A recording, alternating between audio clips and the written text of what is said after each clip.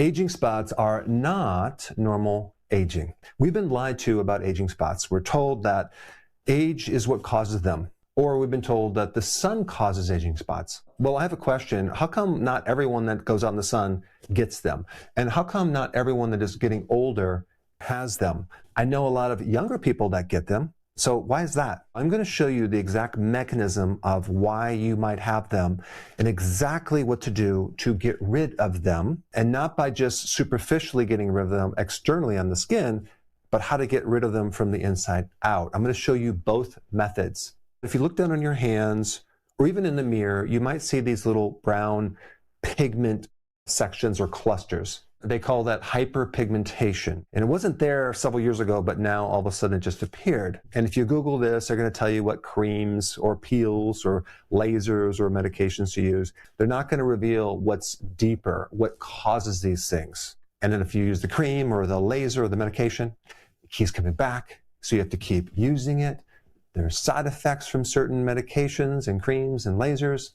Some of the medications make it worse. So I'm going to make this really simple. I'm going to show you what's going on. You have in your skin melanin, okay? Melanin is a pigment. It comes from a certain cell called a melanocyte.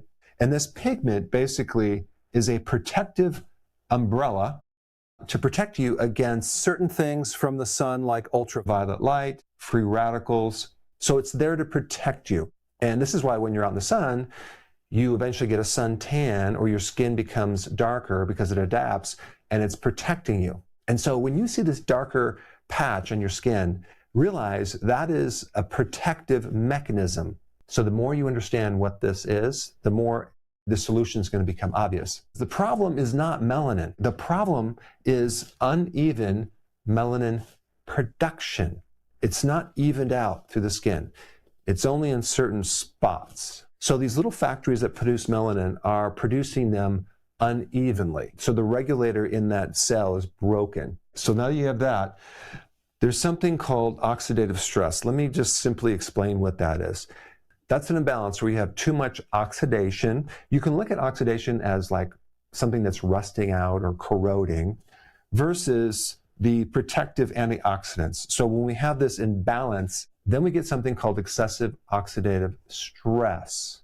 And the master system that controls that is this right here, glutathione.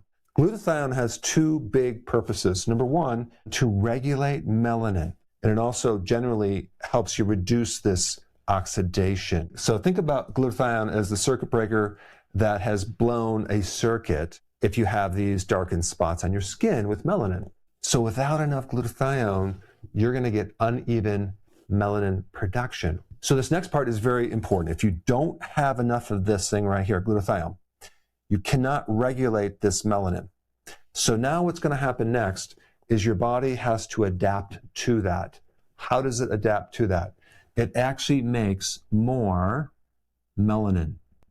Melanin is really an antioxidant if you think about it. And so the reason why you're getting these spots is you're getting too much of this, but it's just uneven. That's the simplicity of what's happening. Combination of not enough this and too much of this that's unregulated.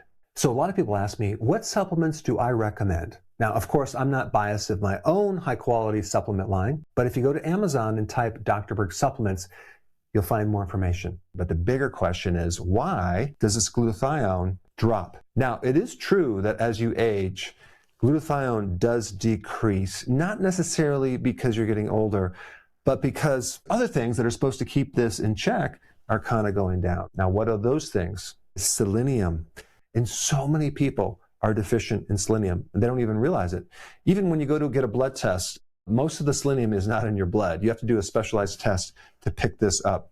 Selenium is also involved in your immune system. Selenium is also key for the thyroid, converting the inactive T4 to T3. Selenium is also important protecting against autoimmune diseases, especially Hashimoto's, which is a thyroid problem. Selenium is nearly always deficient in AIDS patients because it's so important in the immune system. But selenium is the precursor to this one right here. Our soils have been depleted of selenium because of the farming practices. We only put 3 minerals back in the soil. Also, we're spraying a lot of our fields with something called glyphosate, which also depletes selenium as well. That's just one of the many factors. But if you consume just 2 Brazil nuts a day, you will get enough selenium. Selenium is also in shellfish, it's definitely in oysters. The next thing that is really needed to make more glutathione is high quality protein. And a lot of people have switched from doing animal protein to plant protein, which is going to create a problem for glutathione. You want to go back to more high quality animal meats, eggs, fish, and also collagen. You don't really get as much collagen in regular steak or hamburger because people want like tender beef, things like that. So unless you're having the skin on the chicken or skin on the fish, you really need to substitute some type of collagen powder in your coffee or as a supplement, not just to build up your joints and connective tissue, but also to help you with glutathione. Also, if a female is going through menopause, she's going to have a problem with estrogen. This can also trigger the body to increase the demand for more glutathione because estrogen also acts as an antioxidant.